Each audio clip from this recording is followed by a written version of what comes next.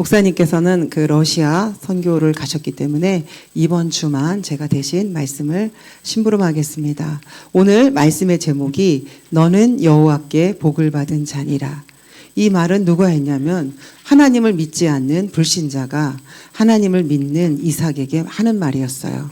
하나님을 알지 못하고 믿지 않는 아비멜렉 왕이 이삭을 만나서 말하는 거죠. 하나님이 너와 함께 계심을 내가 보았다. 그리고 너는 여호와께 복을 받은 자다 라고 지금 불신자가 말을 하고 있어요. 저는 한 주간 동안 이 말씀을 마음에 담으면서 우리가 하나님께 복을 받은 자인데 하나님이 주신 복은 사람이 주는 복과 같지 아니하여서 변하지도 않고 또 없어지지도 않고 빼앗아 가지도 않는 참된 복입니다.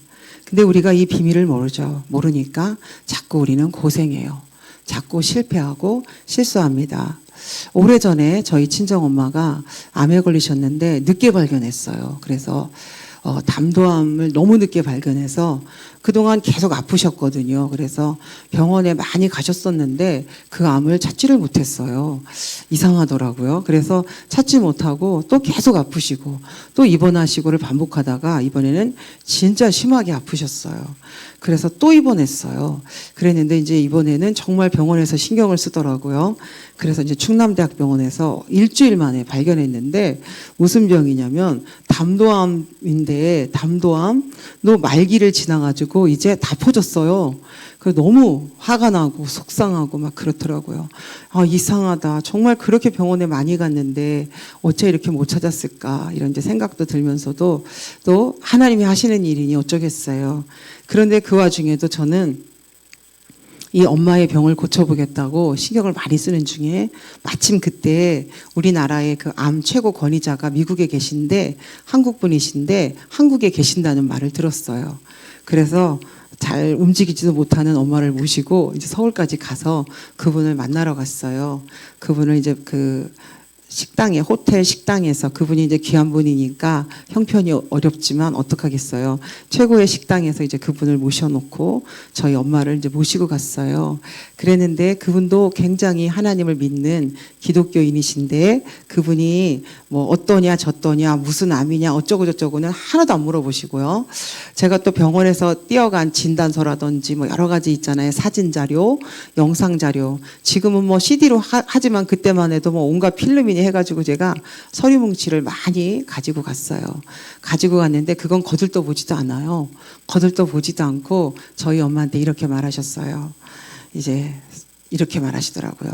성도님, 지금까지 살아온 모든 삶이 걱정도 많았고 어려움도 많았고 억울한 것도 많았죠. 이렇게 이제 물어보셨어요. 그러니까 저희 친정어머니께서 말도 못합니다. 너무 억울했고 힘들었어요. 하루도 편할 날이 없었는데 난 지금 가면 안 되는데 나 이렇게 됐으니 나를 한번 살려봐 주세요. 살릴 수 있거든. 이렇게 말을 했어요. 그랬더니 그 박사님께서 이렇게 말씀하셨어요. 성도님, 지금까지 성도님 마음을 힘들게 했던 사람, 억울하게 했던 사람, 성도님을 괴롭혔던 사람, 이런 모든 사람들을 다 용서하고 성도님 마음에 진짜 하나님의 은혜 감사하다. 내가 구원받은 것 때문에 하나님의 은혜가 너무 감사하다. 생각하면 좋겠다. 그렇게 하실 수 있나요? 이렇게 물어봤어요. 그랬더니 저희 친정 어머니께서 1초도 망설임 없이 어떻게 그럴 수 있어요? 용서 못해요. 나는 감사할 수 없어요. 나는 너무 어렵게 살았습니다. 너무 힘들게 살았어요. 정말 다른 사람에게 해코지 한 번을 안 했고 다른 사람을 위해서 살았고 늘 베풀며 살았는데 그들은 나를 늘 오해했고 어렵게 했습니다. 나는 그들을 용서할 수 없을 것 같아요. 용서를 한다고 쳐도 감사까지는 못 갈 것 같아요. 이런 얘기를 하셨거든요. 그랬더니 그 박사님께서 웃으시고 그 다음에는 아무 말씀도 안 하셨어요. 그리고 나서 그냥 가라는 거예요. 그러니까 우리는 하다못해 뭐 약이라도 좀 하다못해 무슨 조언에 무슨 얘기라도 듣고 싶은데 그런 말은 하나도 없고 그냥 가시면 되겠다고 하는 그 말 속에서 나는 우리 엄마가 이제 정말 가시겠구나, 천국으로 가시겠구나 하는 생각을 하게 되었어요. 그때 저는 저희 엄마의 모습을, 저희 엄마의 대답을 정말 이해했거든요. 저도 그때 많이 힘들었어요. 많이 막 어려운 일도 있었고 억울한 일도 있었고 속상한 일도 많이 있었거든요. 그래서 저도 막 힘들었어요. 어쩔 때는 분노가 치밀고 어쩔 때는 너무 낙심이 되고 어쩔 때는 막 좌절이 됐어요. 근데 지금은 그렇지 않습니다. 지금도 여전히 힘든 것도 있고 억울한 부분도 있고 지금도 여전히 고달픈 것도 있어요. 그때랑 지금 비교해서 환경적으로 조건적으로 나아진 건 별로 없어요. 그러나 그때는 평안이 없었고 그때는 불안했고 그때는 화가 치밀어 올랐고 그때는 힘들었고 그래서 막 매달려야 됐어요. 하나님께 매달리지 않으면 견딜 수가 없었어요. 그래서 계속 기도해야 됐고 그래서 예배드려야 됐고 그래서 끊임없이 하나님께 집중해야 됐어요. 그런데 지금도 여전히 예배드리고 있고 기도하고 있고 하나님께 집중하고 있지만 그때랑은 다릅니다. 그때는 몸부림이었어요. 살고자 하는 몸부림이었고 벗어나고자 하는 몸부림이었지만 지금은 다르죠. 지금은 좋습니다. 지금은 또 다르죠. 지금은 평안하고 지금은 내 기준이, 내 수준이 완전히 바뀌었어요. 그래서 1번에 보시면요. 성도 가운데 구원의 비밀을 모르는 사람이 많은 것이죠. 구원의 비밀을 모르는 사람은요. 이것이 좋았다, 저것이 좋았다, 슬펐다, 기뻤다. 아주 조석변이로 바뀝니다. 계속 바뀌어요. 감사하다고 해놓고 조금 안 좋은 일이 생기면 화가 나고요. 오늘 즐겁다고 해놓고요. 억울한 일이 생기면요. 바로 화를 내고요. 바로 싸우고요. 내가 손해보는 것 같으면 누가 나를 무시하는 것 같으면 참을 수가 없습니다. 그런데 정말 우리가 구원받았다면 상관이 없어요. 왜냐하면 하나님이 성령으로 내 안에 계시고 하나님이 나와 함께 계시고 하나님이 나를 인도하시기 때문에 그렇습니다. 우리가 아파도 괜찮고 질병에 걸려도 괜찮은데요. 하박국 선지자는 뭐라고 말했냐면 포도나무를 심었는데 포도 열매가 하나도 안 달렸어요. 외양간에 소가 다 죽고 없어요. 우리의 양이 다 죽고 없어요. 우리는 그걸 보고 뭐라고 그래요? 폭삭 망했다고 하죠. 그러나 하박국 선지자는 나를 구원하신 여호와로 인하여 내가 기뻐하고 즐거워한다고 그랬어요. 이것이 바로 구원의 비밀이에요. 우리가 받은 구원은 작은 게 아니에요. 우리가 받은 구원은 우리의 머리로 계산할 수 없어요. 우리가 받은 구원은 글로 남길 수 없어요. 우리가 받은 구원은 측량할 수 없어요. 이건 말 그대로 영원이에요. 끊임없이 솟아나오는 샘물이고요. 마르지 않는 샘물이고 끊임없이 역사하는 비밀이에요. 이 구원을 진짜 알았던 사람은 세계 정복을 했고요. 구원을 조금 아는 사람은 상처 속에 살다가 죽었어요. 우리는 어떤 편을 선택해야 될까요? 상처 속에, 문제 속에, 어려움 속에 시달리다가 골골하다가 하나님이 부르시면 천국 가야 될까요? 아니면은 이 모든 것을 초월하고 내가 받은 구원이 어떤 것인 줄 알고 하나님을 믿는 믿음으로 능히 싸워서 이기는 정복자의 삶을 살아야 될까요? 우리는 진짜 하나님을 믿어야 돼요. 그런데 우리는 아직도 장가 가야 되고 소도 사야 되고 밭도 매야 되고 잔치도 가야 되고 우선 돈을 벌어야 되는 이런 너무 부끄러운 그런 상태에 있습니다. 오늘 이 시간 이후로 우리가 그런 것에 속지 않고 정말 구원을 확인하고 구원을 누렸으면 좋겠습니다. 가인은 구원의 비밀을 몰랐더니 예배가 뭔지 몰라요. 그래서 아벨을 죽이는 실수를 했고 참된 예배의 비밀을 몰랐기 때문에 어린 양으로 예배를 드리지 않고 곡식으로 예배를 드렸다가 하나님이 그 예배를 받지 않으시자 그는 분노했어요. 그리고 동생을 쳐 죽이고요. 하나님이 네 아우 아벨이 어디 있느냐? 내가 동생을 지키는 자니까? 라고 대들었어요. 우리 렘넌트들은 예배를 드리면요. 뺏긴다고, 시간을 뺏긴다고 생각해요. 예배를 드리면 손해를 본다고 생각해요. 예배를 보는 걸 희생이라고 생각하고 헌신이라고 생각할 수 있어요.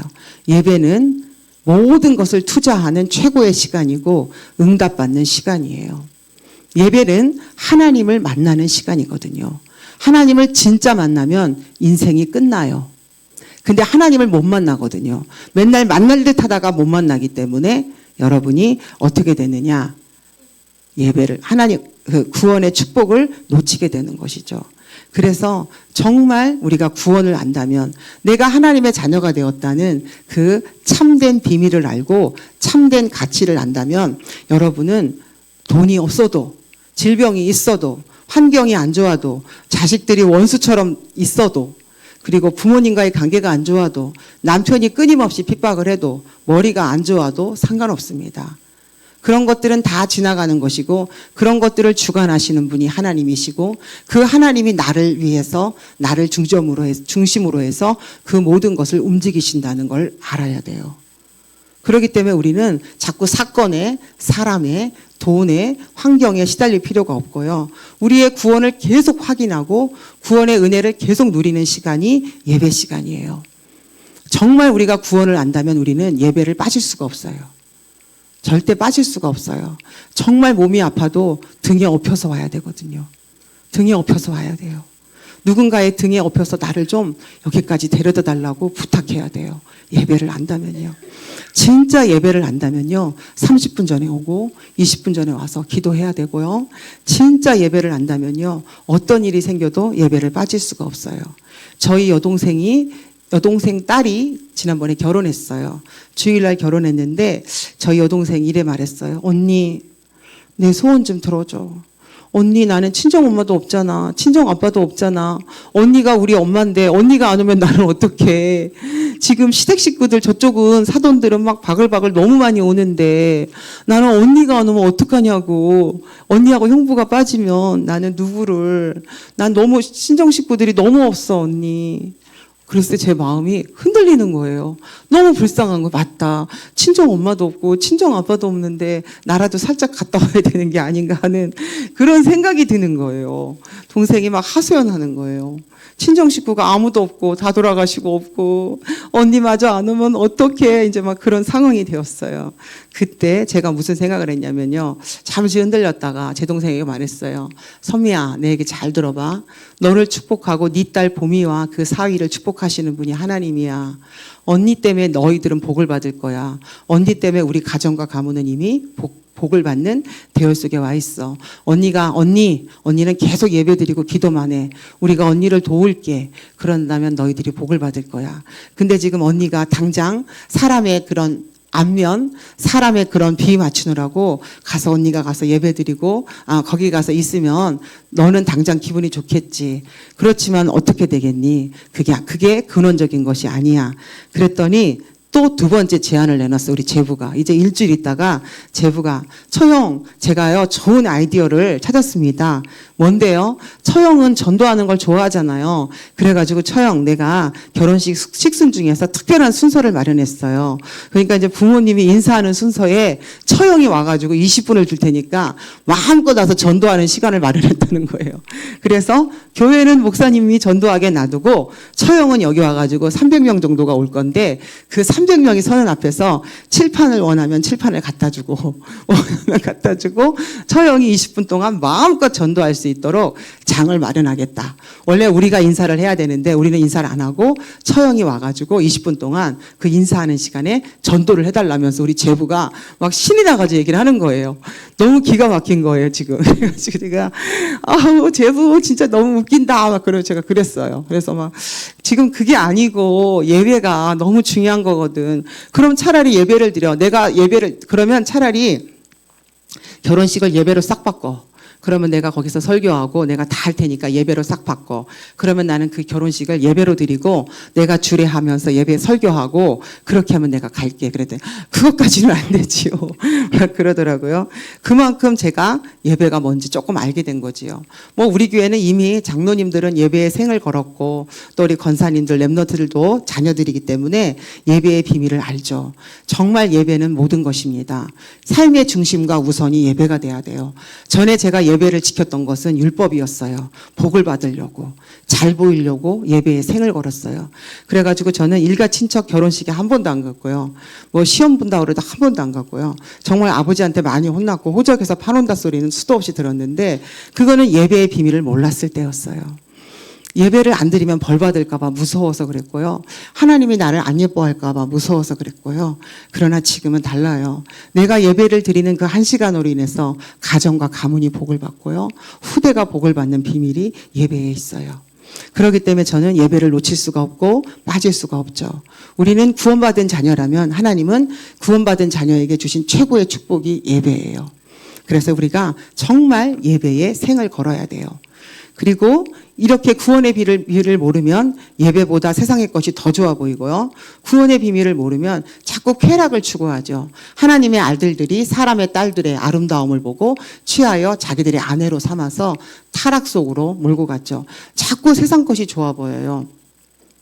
제가 정말 마음이 아픈데 너무 전도도 잘하고 믿음이 좋은 분이 한 분 계시거든요. 저랑 이제 예배를 드리는 한 분이 계세요. 전도도 잘하고 믿음도 좋은데 우리 교회 교인은 아니에요. 근데 제가 그분을 보고 놀랐어요. 왜 놀랐냐면 그분이 이래요. 그 오토바이 있잖아요. 사이카. 2,500만 원짜리 있죠. 그 사이카가 그렇게 타고 싶은 거예요. 그걸 사려고 했더니 식구들이 그거 타면 위험하다, 죽는다, 그거 타지 말라 하는데 너무너무 타고 싶은 거예요. 그것 좀 가져보는 게 소원이에요. 그래서 이제 그분이 그거를 조금 무리를 해가지고요. 그거를 샀어요. 샀는데 그만 사기를 당했어요. 그래가지고 이제 그걸 못 사게 됐죠. 그리고 나서 3년인가 흘렀어요. 근데 그게 그렇게 타고 싶어요. 그것만 타면 스트레스가 확 풀리는 게 일반 오토바이 타는 거랑 다르게 그 사이카를 타면 비행기 타는 것 같대요. 그분 말에. 저는 안 타봐서 모르고요. 그 사이카를 탁 당겨가지고 가면요. 막 비행기 타는 거랑 똑같대요. 그래가지고 이제 그걸 너무 타고 싶어가지고 고민하다가 딱 샀어요 또. 사가지고 이제 지금 사게 됐다면서 무슨 큰 죄 지은 것처럼 저한테 쭈뼛쭈뼛 말을 하더라고요. 그때 제가 무엇을 생각했냐면, 이분이 허전하구나. 마음이 허전하구나. 이분이 이래요. 요걸 타고 다니면서 핵심 훈련을 가고 요걸 타고 다니면서 전도를 한다는 거예요. 그리고 이 오토바이 동호회에 들어가서 뭐 동호 회원들을 전도한다는 거예요. 그건 자기 합리화죠. 마음이 허전한 거예요. 이 구원이 충분하지 않은 거예요, 그분은. 구원이 그분에게 모든 것이 아닌 거예요. 자꾸 허전한 게 있어서 뭔가 좀 비행기처럼 날아가 보고 싶고 좀 스트레스를 좀 풀고 싶고 그런 마음인 거죠. 근데 그분이 워낙 똑똑한 분이라 제가 말은 못했어요. 시간표가 되면 말하겠지만 제가 그냥 웃고 말았거든요. 그게 바로 뭐예요? 쾌락이에요. 쾌락. 그게 바로 쾌락입니다. 그리고 우리는 자꾸 명예를 향해서 성공을 향해서 달려가죠. 그것이 바로 바벨탑입니다. 그래서 구원의 비밀을 모르면 이 성도가요. 구원의 비밀을 모르면 자꾸 성공을 향해서 또 명예를 위해서 자꾸 자존심만 세워요. 자꾸 내 자존심만 세우고 명예, 자리, 성공을 향해서 달려가게 됩니다. 우리는 오늘 여기에서 정말 생각해 봐야 되겠습니다. 내가 구원은 받았는데 구원을 깨닫지 못한 건 아닌가라는 것을 점검해 볼 필요가 있어요. 롯을 보니까요. 분명히 아브라함을 따라서 조카 롯이 따라갔는데 아브라함으로 말미암아 복을 받고 막 양떼들이 많아지고 재산이 많아졌죠. 그랬더니 양을 치는 목자들이 많아졌죠. 그때 이 아브라함의 가축의 목자와 롯의 가축의 목자가 막 서로 다투는 일이 막 생기게 되었죠. 그래서 막 다투게 되죠. 그랬더니 이제 아브라함이 어떻게 합니까? 우리 안 되겠다. 우리 좀 헤어져야 되겠어. 너무 재산이 많아가지고 이 좁은 지역에서 함께 살 수가 없어요. 헤어졌으면 좋겠다. 너는 어디로 갈래? 네가 동으로 가면 나는 서로 갈게. 네가 우로 가면 내가 좌로 갈게. 했을 때요. 롯이 딱 보는데 저쪽 요단강을 보니까 막 시냇물이 흘러요. 물이 흐르고 막 비옥해요. 그래가지고 지체 없이 요단을 선택하죠. 그래서 결국 이제 거기 가서 멸망하지만요. 어쨌든 이렇게 롯이 갈등을 느껴요. 이 갈등은 구원받은 자에게는 사실 필요 없어요. 사실 우리가 연약해서 뭐 잠깐은 갈등할 수 있어요. 잠깐 마음이 아플 수도 있고 속상할 수 있지만 우리는 다시 또 내가 구원받은 하나님의 자녀인 것과 하나님이 나를 인도하시는 과정 속에 있는 사건임을 알게 되는 것이죠. 하나님은요, 내 몸이 어디가 아픈지 내가 아는 것보다 더 잘 알아요. 내가 허리가, 저가 디스크가 4번, 5번 이렇게 터져가지고 막 수술을 해야 된다고 막 그 선생님께서 이야기하셔서 당장 입원하라고 했을 때도 제가 생각했던 건, 4번, 5번이 파열돼가지고 다 이제 막 그게 MRI를 보니까 막 질질 흘러내리고 막 그랬어요. 그런 거, 내가 그 MRI에 나온 것보다 하나님은 더 잘 알고 계시죠. 걱정할 거 없어요. 염려할 거 없거든요. 근데 우리는 그런 거는 왠지 하나님이 모르는 것 같아요. 큰 일은 하나님이 알고 작은 일은 하나님이 모르는 것 같아서 내가 자꾸 뭔가 계획해야 될 것 같아요. 아브라함도 하나님을 불신앙했어요. 하나님이 분명히 말씀하셨어요. 너는 너의 친척 아비 집을 떠나라고 그랬어요. 친척도 떠나고 아비 집도 떠나라고 그랬는데 이 아브라함은 조카 롯을 데리고 가요. 왜냐하면 이때 아브라함의 나이가 70대인데요. 후손이 없어요. 후손이 없으니까 지금 조카 롯을 데리고 가는데요. 이 아브라함이 조카 롯을 데리고 가기 이전에 15장에서 하나님은 벌써 말씀하셨어요. 아브라함에게. 아브라함아, 내가 네 후손을 하늘의 별처럼 바닷가의 모래알처럼 많게 해줄 거야. 그랬더니 아브라함이 저는 나이 늙고 내 아내는 경수가 끊어져서 아이를 낳을 수 없어요. 나를 섬기는 저 늙은 종 엘리에셀이 나의 후사를 잇게 될 것입니다. 아니야. 반드시 내 몸에서 난 자가 너의 후사가 될 거야. 라고 약속하셨어요. 그래서 아브라함이 그것을 믿었더니 하나님이 그것을 의로 여기셨어요.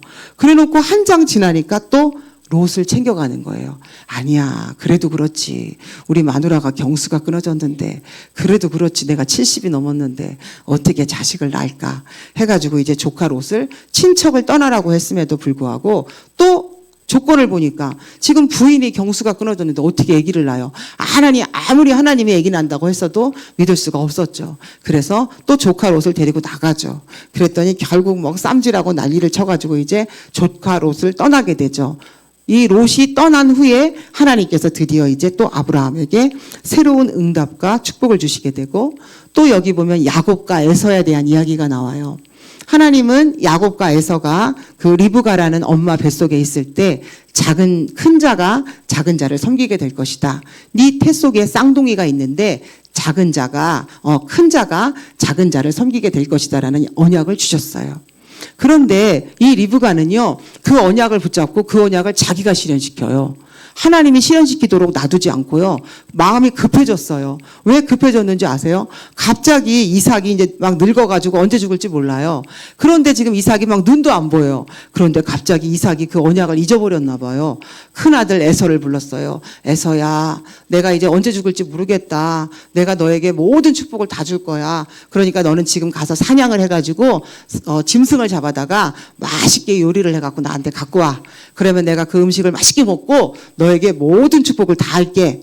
그 말을 엄마가 들었어요. 아닌데 하나님은 분명히 큰 자가 작은 자를 섬긴다고 했는데 야곱이 족장이 될 건데 이게 거꾸로 됐네. 큰일 났다. 하고서는 바로 야곱을 불렀어요. 야야야야, 빨리 와. 너 지금 당장 너는 에서의 형의 흉내를 내. 지금 아버지가 실수를 한 것 같다.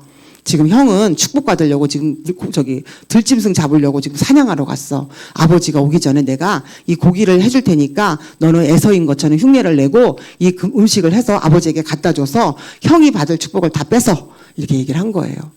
그랬더니 이 야곱이 말하죠.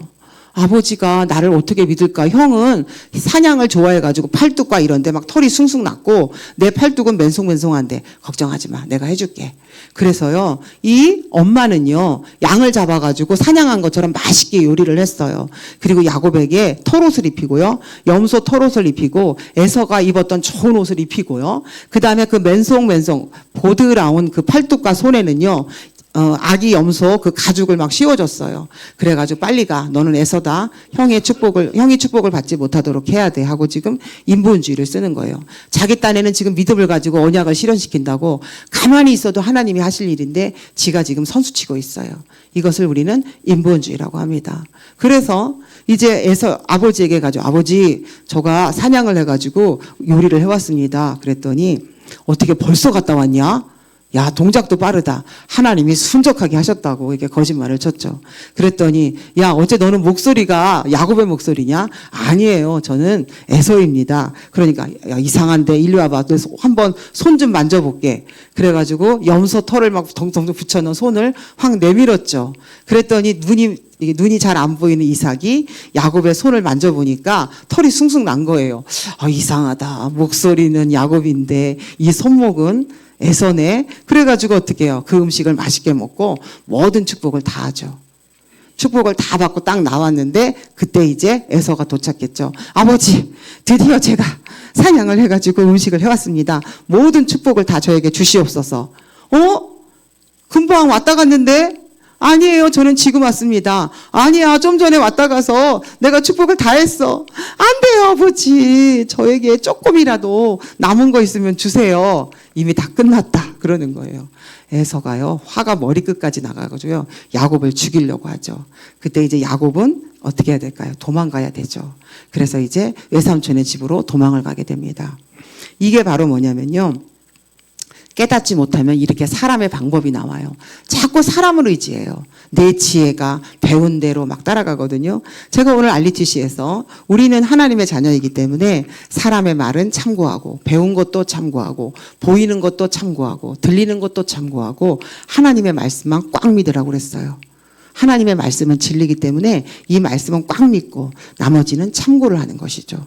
우리는 하나님의 자녀예요. 하나님은 다 알고 책임져요. 자꾸 어떤 사람들은 그래요. 하나님이 할 게 있고 사람이 할 게 있다고. 아니에요. 정말 기도해봐요. 내가 해야 될 게 있으면요, 하나님이 내가 움직이도록 하세요. 그때까지 우리는 기도하면 돼요. 하나님은 완벽하게 우리를 책임지고 계세요. 사도행전 보세요. 가만히 기도하고 있으니까 어때요? 아나니아야, 내가 사도 바울을 꺾었어. 안 돼요. 그는 우리를 막 잡아 죽이는 굉장한 핍박자입니다. 아니야. 그는 이방인과 임금들과 모든 사람에게 복음을 전할 사람으로 내가 준비한 사람이야. 내가 전도 다 해놨으니까 너는 가서 안수만 해. 하나님이 다 아시잖아요. 사람이 할 일이 있을 것 같으면 어때요? 야, 아나니아야, 좀 있으면 바울이 올 건데 가가지고 붙잡아라. 그가 내 말을 안 들으면요, 그러면 너는 이렇게 말해라. 나를 핍박하면요, 계속 그렇죠. 그러나 하나님은 완벽하게 준비하시고 우리가 기도하는 사람에게 인도하셨죠. 그래서 하나님은 이렇게 정말 우리가 하나님을 믿기를 원하세요. 하나님의 말씀을 믿기를 원하십니다. 근데 우리는 자꾸 흔들려요. 자꾸 좌절해요. 자꾸 낙심해요. 우리 랩런트들은 자꾸 삐져요. 왜 삐질까요? 안 믿으니까요. 꼭 엄마가 그러는 것 같아요. 꼭 전도사님이 그러는 것 같아요. 꼭 사람이 그러는 것 같아. 그러니까 서운해요. 그래서 삐지는 거죠. 랩런트들이. 하나님을 안 믿어요. 우리 엄마를, 우리 아빠를, 우리 선생님을, 이 전도사님을 누가 움직이냐면 하나님이 움직이거든요. 믿어야 돼요. 요셉을 괴롭힌 형들도 하나님의 손바닥 안에 있었고, 다윗에게 너는 원래 교만했어 라고 말했던 그 형들도 하나님이 다스리고 있었고, 다윗이 왕이 되었는데 이제 골리앗을 무너뜨리고 왕이 되면 되는데도 사울 왕이 골리앗을 죽이겠다고 그렇게 따라다니는 중에도 다윗은 끝까지 승리했어요. 어떻게 승리했습니까? 구원의 비밀을 알았죠. 자기는 하나님의 자녀이고 하나님이 자기와 함께 하시는 것을 알았습니다. 구원의 비밀을 아는 사람은 모든 일에 흔들리지 않고 승리해요. 우리는 이번 한 주간에 승리하셨으면 좋겠습니다. 화낼 일도 없고, 삐질 일도 없고, 싸울 일도 없고, 낙심할 일도 없고, 걱정할 일도 없고, 그냥 하하호호 했으면 좋겠습니다. 그러면 남편들이 뭐야, 약 먹은 거 아니야? 그랬으면 좋겠어요. 그래서 유 목사님께서 그러셨잖아요. 집에서 키우는 개가 우리가 들어갔는데 너무 변해가지고 몰라봐가지고 주인이 아닌 줄 알고 막 짖는다는 거예요. 원래 우리 주인은 저런 사람이 아닌데 너무 바뀌었어요. 그래가지고 주인이 아닌 줄 알고 막 짖는다는 거죠. 그 정도로 바뀌어야 된다는 거예요. 우리가 그 정도로 변해야 되는 거죠. 항상 심각하고, 항상 어둡고, 항상 그런데 막 뭔가 막 너무 희죽희죽 웃고 막 그래요. 그래서 걔가 우리 주인이 아닌가? 이런 생각이 드는, 착각할 만큼 우리가 바뀌어야 되는데요.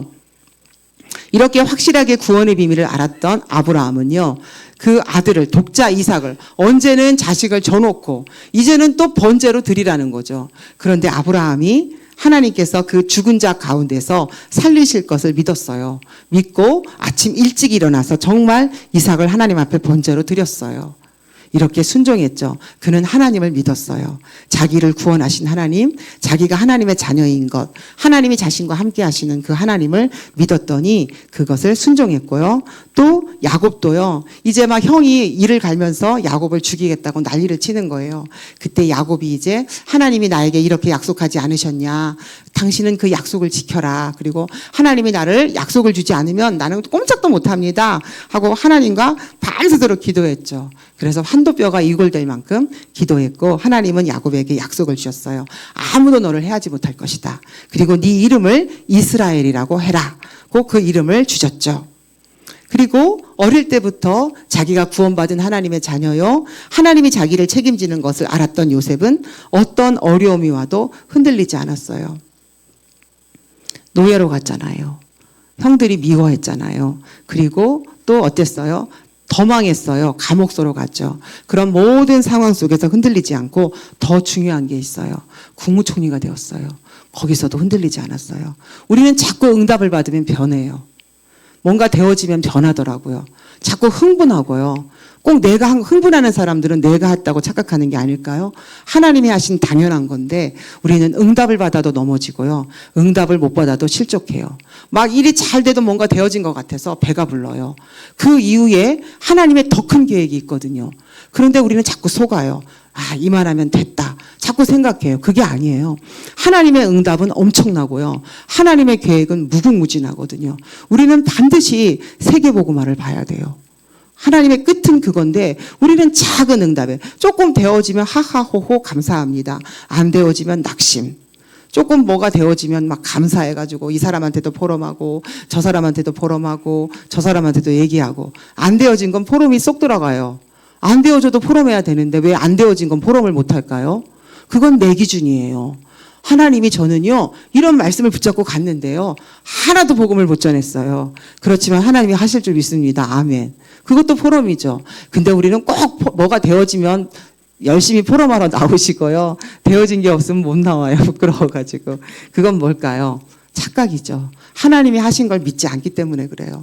우리는 그냥 하나님이 하신 걸, 하나님이 문을 닫았으면 닫은 걸 말하고 열었으면 열은 걸 말하는 거예요. 이제 진짜 하나님을 믿어야 돼요. 모든 일에 24시간 365일 하나님이 함께 하시는 것을 믿어야 됩니다. 그래서 요셉은 정말 그것을 믿었고 그리고 요셉은 정말 그가 노예로 갔을 때도 형통한 자가 되었고 감옥에 갔을 때도 그는 은혜를 입어 섬기는 그런 역사를 이루게 되었고요. 국무총리가 되었을 때도 그는 세계복음화 역사를 이루었죠. 그래서 그 증거가 무엇입니까? 그 형님들이 왔잖아요. 형님들이 쌀을 사러 왔는데 그 형님들을 보고 막 이를 갈고 막 부르르 떠는 게 아니에요. 그렇죠? 방성대곡하여 울었고요. 형님들이 막 복수할까 봐 불안에 떨 때도 형님들이요 나를 이곳에 팔았으므로 한탄하지 마소서, 걱정하지 마소서. 형님들이 판 것이 아니라 우리 민족을 구원하려고 하나님이 나를 먼저 앞서 보내셨다고 그랬어요. 이렇게 하나님을 믿었어요.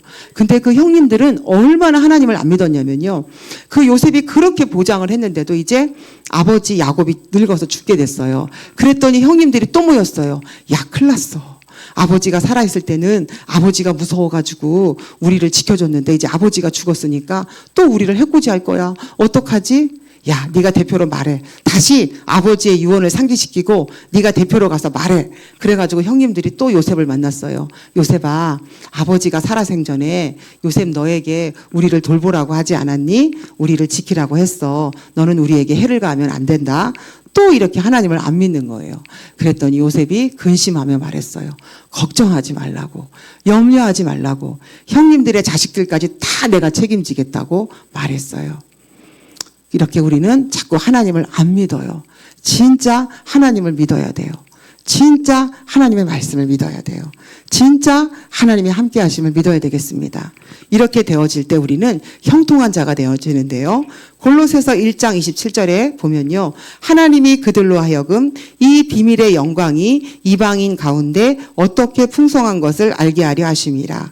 이 비밀은 너희 안에 계신 그리스도니 곧 영광의 소망이니라.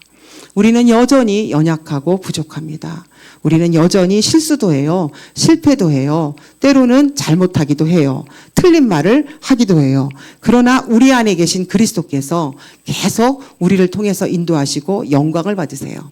하나님은 절대 지지 않으십니다. 그래서 걱정할 게 없어요. 내가 조금 실수를 해도 이 하나님이 실수를 막을 수도 있는데 실수를 안 막으셨어요. 그 실수가 필요하니까요. 내가 또 실패를 하는데 하나님이 가만히 계셨어요. 그 실패가 나에게 필요하기 때문입니다. 내가 병에 걸렸는데 저희 친정어머니가 암에 걸렸는데 그렇게 잘한다는 온갖 병원은 다 갔어도 발견하지 못했어요. 그러다가 다 아파지도록 키워가지고서는 충남대학을 처음 간 게 아니에요. 처음 간 게 아니거든요. 무려 3번째 갔을 때 발견했어요.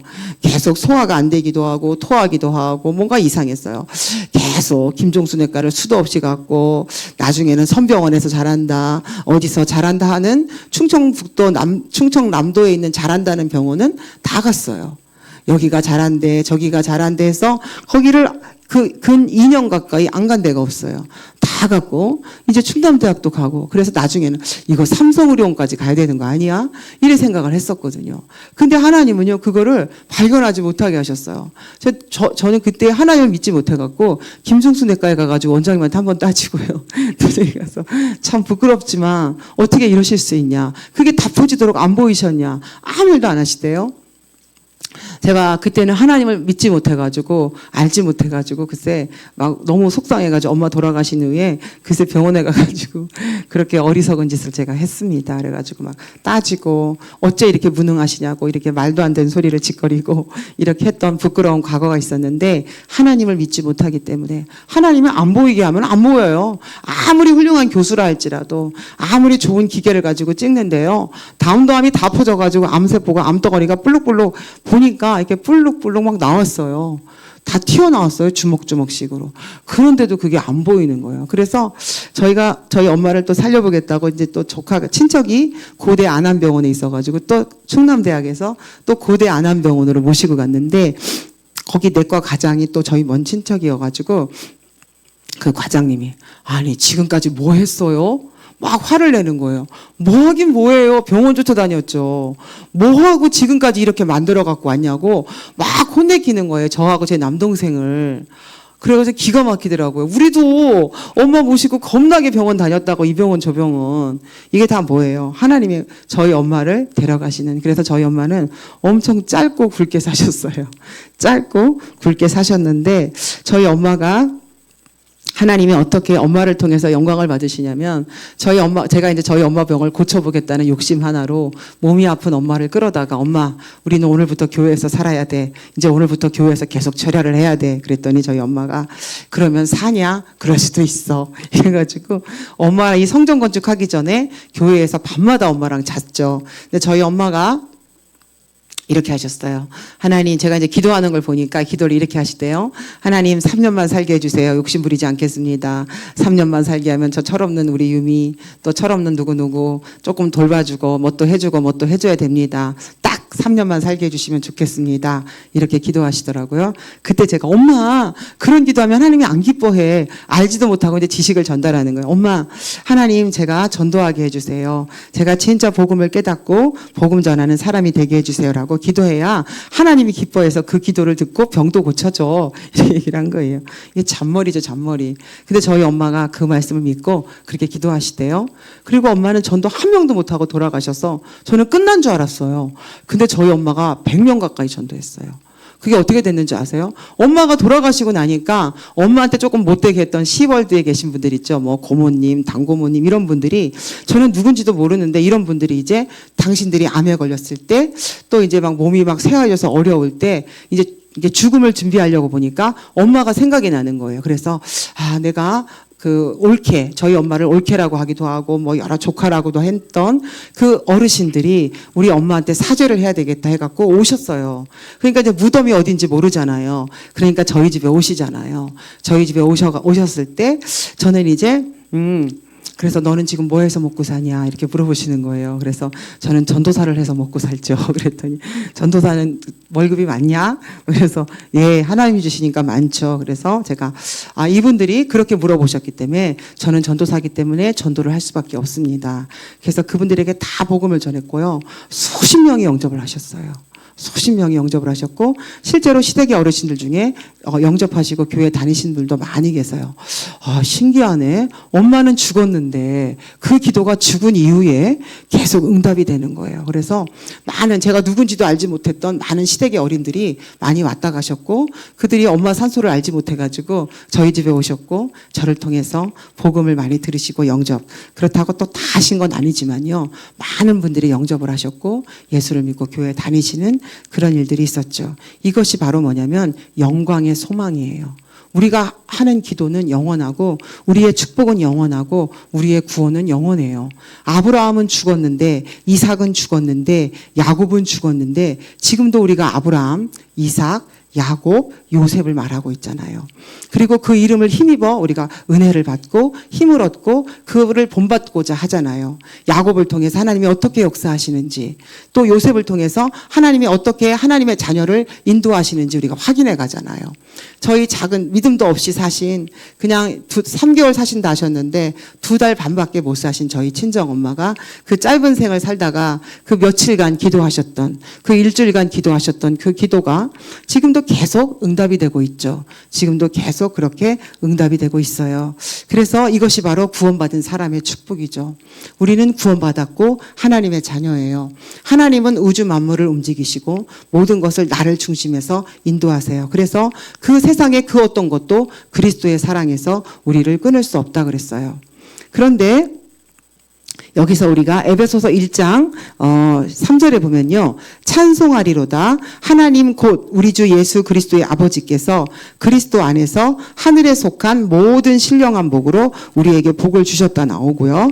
또 2장 3절에는 예수 그리스도 안에는 지혜와 지식의 모든 보화가 감춰져 있느니라. 우리 안에 계신 그리스도 안에 지혜와 지식의 모든 보화가 감춰져 있어요. 그런데 그 그리스도 안에서 하늘에 속한 모든 신령한 복을 우리에게 주셨대요. 여러분, 우리는 억울하게 생각해야 돼요. 가슴을 쳐야 돼요. 지금 여러분이 가지고 있는 하늘에 속한 신령한 복 뭐 있어요? 한번 계산해 보세요. 너무 조금이잖아요. 그렇죠? 하늘 그리스도 안에서 하늘에 속한 모든 신령한 복으로 우리에게 복을 주셨대요. 근데 우리는 어때요? 여전히 가난하고 힘들고 피곤하고 아프고 한숨 쉬고 자꾸 얼굴이 어둡고 걱정하고 그러잖아요.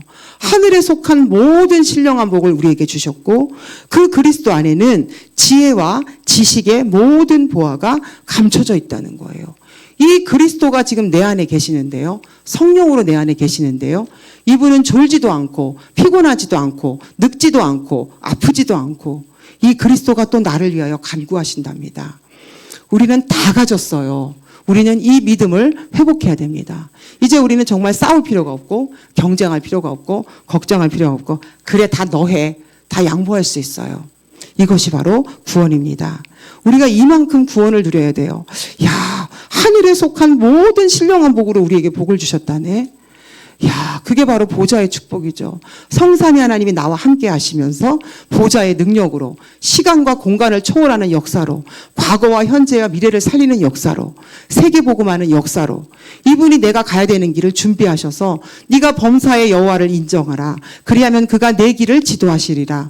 보혜사 성령을 내가 너에게 보낼 것인데 그가 영원토록 너와 함께 할 거야. 너를 지켜줄 거야. 너를 진리 가운데로 인도할 거야. 네가 기도하면 응답할 거야. 이렇게 완벽하게 지금 보증을 하고 계시거든요. 오직 성령이 너희에게 임하시면 너희가 권능을 받고 예루살렘, 온 유대, 사마리아 땅끝까지 이르러 내 증인이 되리라. 이렇게 지금 말씀으로 계속 하나님의 성령이 너와 함께해. 너를 인도해. 너를 가르칠 거야. 이렇게 하늘에 속한 모든 신령한 복으로 우리에게 복을 주셨어요. 근데 우리가 자꾸 걱정하니까 잔잔하게 거짓말하고요. 속이고요. 남의 물건 욕심내고요. 신세 한탄하고요. 걱정하고요. 염려하고요. 못 보는 거예요. 우리는 이제 오늘 이후로 진짜 하나님의 자녀가 얼마나 멋있는지, 얼마나 당당한지 대통령이 부럽지 않아야 돼요. 사장이 부럽지 않아야 돼요. 그 어떤 사람도 부럽지 않아야 돼요. 여러분 육신의 질병 다 가지고 있잖아요. 경제적으로 넉넉하지 못하죠. 나이가 많죠. 배움이 짧죠. 상관없어요. 하늘에 속한 모든 신령한 복이 우리에게 임하면요. 육신의 질병도 연약함도 무식한 것도 돈이 없는 것도 다 상관이 없어요. 하나님이 역사하실 텐데요. 근데 그 하나님의 역사를 바라보지 못하고 나는 아파서 돈이 없어서 배움이 짧아서 말을 못해서 자꾸 못한다, 어렵다, 안 된다, 못 간다, 힘들다. 이거는 하나님을 불신앙하는 거죠. 제일 불신앙하는 사람이 누군지 아세요? 저예요. 저는 포장을 잘해요. 굉장히 믿음 있는 척 포장을 잘하지만 제가 혼자 있을 때 얼마나 끔찍한지 알 수가 없어요. 특히 저는 밤에 모든 사역을 끝내고 이제 11시나 12시가 되면 사역을 끝나고 이제 하루를 마무리하고 내일 스케줄을 정할 때 자꾸만 두려움이 엄습하는 거예요. 이걸 어떻게 다 할 수 있을까? 꼭 제가 했던 것처럼 참 바보 같죠. 하나님이 하셨는데 그렇게 체험을 하고도 그 다음날 스케줄을 적으면서 자꾸 걱정하는 거예요. 내가 이걸 할 수 있을까? 너무 힘든데. 어리석죠. 이제 하늘에 속한 모든 신령한 복으로 우리에게 복을 주셔서 우리가 받은 구원이 영원하고 변하지 않죠. 살아있어요. 능력으로 역사하십니다. 그래서 하나님은 연약한 우리를 빌어서 세계복음화의 역사를 이루세요. 성경에 있는 말씀은 살아있는 말씀이고 이것은 혼과 영과 관절과 골수를 찔러 쪼갭니다. 어떤 목사님에게 질문하셨대요. 아니 그래 하나님은 가만히 있는 왜 혼을 찔러 쪼개고 관절을 찔러 쪼개고 왜 골수를 찔러 쪼갠답니까? 가만히 있는 걸. 그건 치유한다는 말씀이죠. 관절과 골수와 혼과 영을 찔러 쪼개고 치유하는 말씀이에요. 정말 우리 중에 정말 예배하고 기도했더니 치유되었다는 증인이 나왔으면 좋겠어요. 정말 찬송하고 계속 기도하고 예배되었더니 질병이 다 떠나갔다는 증인이 나왔으면 좋겠습니다. 분명히 예배를 드릴 수가 없고 질병에 시달려야 되고 누워 있어야 되는데 자리를 털고 일어나서 예배 드릴 수 있는 증인들이 있어야 되겠고 지금은 어려운 시대예요. 경제적으로 모든 것이 어렵고 어떤 사업을 해도 힘들어요. 농사를 져도 보증이 되지 힘들기 때문에 아주 데모하는 게 일이에요. 다 안 되니까 모든 탓을 국가에게 돌리죠. 그렇지만 국가의 탓을 돌릴 수도 있지만 실제적으로는 하나님 나라가 우리의 배경이에요. 우리가 평생을 노력해도 안 되는 그 농사를 하나님이 10분만 역사하시면요. 우리가 트랙터를 가지고 막 갈잖아요. 하나님이 천사를 통해서 밭을 갈면 어떨까요? 하나님이 비를 내리고 불을 내리고 또 햇볕이 쨍쨍되게 하시는 그 모든 일이 하나님의 손에 있는데 그 하나님을 움직이는데 그 하나님이 누구를 위해서 일합니까? 하나님의 자녀를 위해서 일하시죠. 그런데 이 역사는 반드시 믿음 위의 역사예요. 그래서 믿음의 역사입니다. 그래서 우리가 믿을 때 하나님께서 우리에게 역사하십니다. 이제 정말 우리가 우리의 삶의 모든 현장에서 안 돼, 어려워, 못해, 힘들어요, 안 돼요, 못 가요 이런 말을 안 했으면 좋겠습니다. 이제 정말 저부터 그렇게 바뀔 수 있도록 노력할게요. 그래서 정말 내 조건을 보고 환경을 보고 상황을 보고 또 여건을 보고 사람을 보고 우리가 그것에 속지 않고 우리는 하나님의 자녀인 것과 이 하나님께서 우리에게 예수 그리스도 안에서 하늘에 속한 모든 신령한 복을 우리에게 주셨기 때문에 땡전 한 푼이 없어도 되고 몸이 아파도 괜찮고 저처럼 디스크가 빵빵 터져도 괜찮고 상관이 없는 것이죠. 하나님이 하시면 사람이 100년 동안 노력해도 안 되는 일을 하나님이 5분 동안에 하는 거예요. 그래서 우리가 예배드리는 거예요. 우리가 예배드리면 하나님이 일을 하시거든요. 우리가 기도하면 하나님이 일을 하세요. 근데 우리는 예배는 나중에 드리고 일부터 먼저 하고 기도는 나중에 하고 일부터 하고 자꾸 순서를 바꿔요. 하나님이 일하시면 쉬운데 내가 다 일해야 되니까 지쳐서 쓰러지는 거죠. 하나님이 하시도록 우리가 먼저 하나님의 자녀의 축복을 누리는 예배 속으로 기도 속으로 들어가야 되겠습니다. 구원의 축복을 누린다면 이제 전도의 큰 문이 열리는데요. 이미 요셉도 이와 같이 하나님의 영에 감동된 사람을 우리가 어찌 만나볼 수 있으리요라고 말했는데요. 여기 지금 아비멜렉 왕이 지금 이게 무슨 얘기냐면요. 이삭이 이제 흉년이 들어가지고 애굽을 향해서 가는데 하나님이 이삭에게 말씀하세요. 내가 너에게 지시하는 땅으로 가라. 너는 애굽에 내려가지 마라고 말씀하세요. 그래서 이삭은 자기 아내 리브가와 함께 이제 그랄이라는 땅에 머물렀어요. 그런데 이삭이 보니까 자기 아내가 너무 예뻐요. 그러면 사람들이 자기 아내를 빼앗으려고 자기를 죽일까 봐 걱정이 되었어요. 그래서 이제 이삭이 사람들에게 이 사람은 내 아내가 아니고 저의 여동생입니다 라고 말했어요. 그러면서 이제 그랄 땅에서 머무는데 하나님이 축복하셔가지고 막 잘 되는 거예요. 뭐든지 우물을 파도 샘의 근원이 나오고 농사도 100배나 소득을 얻고 잘 돼요. 그런데 그 그랄의 왕 아비멜렉 왕이 창문에서 딱 보니까 아니 지 여동생이라고 하더니 이삭이 자기 그 여동생을 꽉 끌어안고 있는 거예요. 그래가지고 아비멜렉이 와가지고 화를 내요. 너 왜 우리를 속였지? 네 여동생이 아니잖아. 네가 끝까지 여동생이라고 했으면 우리가 네 여동생을 범하였으면 어떡할 뻔했냐. 왜 네가 우리로 인하여 큰 죄를 짓게 만들 뻔하였느냐고 막 야단을 치죠. 그랬더니 이삭이 부끄럽게 말했어요. 아내라고 하면 나를 죽이고 내 아내를 빼앗아갈까봐 내가 거짓말하였다고 이제 말하죠. 그랬더니 아비멜렉이 말하죠. 떠나라고. 여기서 떠나라고 이제 말해요. 그래서 이제 이삭은 이제 아내와 함께 떠나죠. 떠나서 이제 그랄을 떠나서 그랄 지역 옆에 있는 골짜기에 머물러 가지고 이제 거기서 생활을 하고 있는데 그 아비멜렉이 군대 장관과 와서 이제 얘기를 하는 거예요. 이삭에게 찾아왔어요, 지금. 그랬더니 이삭이 언제는 가라고 하더니 뭐 또 나에게 무슨 할 말이 있어서 왔냐고 이제 좀 감정을 담아 가지고 이야기를 합니다. 그랬더니 아비멜렉이 뭐라고 합니까? 이 불신자인 아비멜렉이 이렇게 말합니다. 뭐라고 말하면요. 아비멜렉이 이르되 여호와께서 너와 함께 계심을 우리가 분명히 보았으므로 너와 함께 계심을 분명히 보았다는 거죠. 그리고 뭐라고 말합니까? 분명히 보았으므로 우리의 사이에 곧 우리와 너 사이에 맹세하여 너와 계약을 맺으리라 말하였노라. 이렇게 말씀하시죠. 그러면서 무슨 말씀을 하냐면요. 29절, 30절에 뭐라고 말하죠? 너는 우리를 해하지 말라. 오히려 이삭에게 말해요. 너는 우리를 해하지 말라. 이는 우리가 너를 범하지 아니하고 선한 일만 내게 행하여 네가 평안히 그랄 지방을 떠날 수 있도록 했다는 것이죠. 이제 너는 여호와께 복을 받은 자다. 라고 말을 하는 거예요. 이 불신자가 너는 여호와께 복을 받은 자다. 그러니 나를 해하지 마. 나를 힘들게 하지 마. 우리 사이에 평화 협정을 맺고 우리 잘 지내자. 라고 말하고 있는 거예요. 이제 여러분 동네의 불신자가 우리가 알고 있는 모든 불신자들이 우리를 보고 너를 보니까 하나님이 너와 함께 계심을 알겠어. 너는 여호와께 복을 받은 사람이야. 나한테 좀 잘해줘. 나 좀 도와줘. 나랑 같이 잘 지내자. 이렇게 하는 역사가 있었으면 좋겠습니다.